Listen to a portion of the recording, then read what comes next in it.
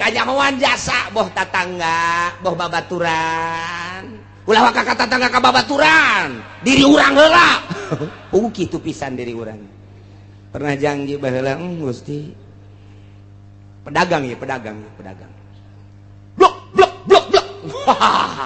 nyieun imah 2 tingkat pagerna luhur jasa teu kadirian ku batu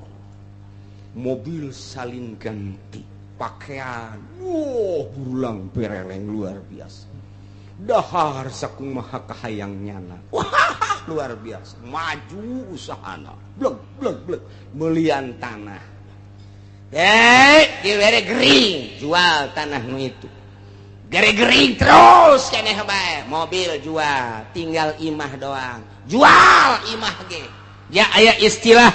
lah harta mah tatalang raga jual kabeh anak rage bah jual bae bah lah nu penting abah cager tanah nunang melian beak mobil menang melian beak kabeh perusahaan ge ambruk tinggal imah-imahna nu pagerna luhur teh 2 tingkat jual kuari meuli nu sederhana gering can cager keneh bahkan leuwih kritis di jero antena Gusti lain anjaitan lamun Gusti nyageurkeun ka abdi Gusti abdi malah neuk tobat moal ceroboh cara kamari karasa jasa ku abdi mabok abdi zina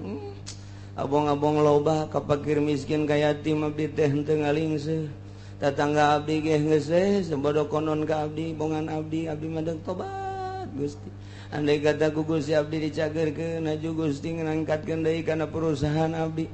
sakumaha biasa deui geus abdi mandeg 180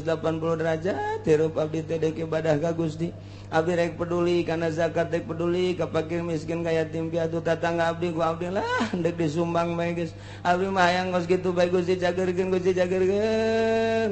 blak bisa deui dieu bae ngobrol jeung keluargana abah rada cager abah alhamdulillah geura doakeun bae ku kabehan abah nu kusaha deui geus cager mah lah kan abah mah enan mah deuk ngitung-ngitung zakat fakir miskin segala rupa lah deuk moal cara bah atuh didoakeun ku kabehan ayo geus kuari geus rada sehat-sehat mulai engkeut-engkeut dagang deui mulai awal-awal mah bageur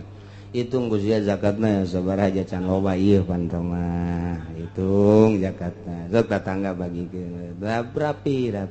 bagi gede poho deui kuari asupkan nelayan deui di jati jeung lurah-lurah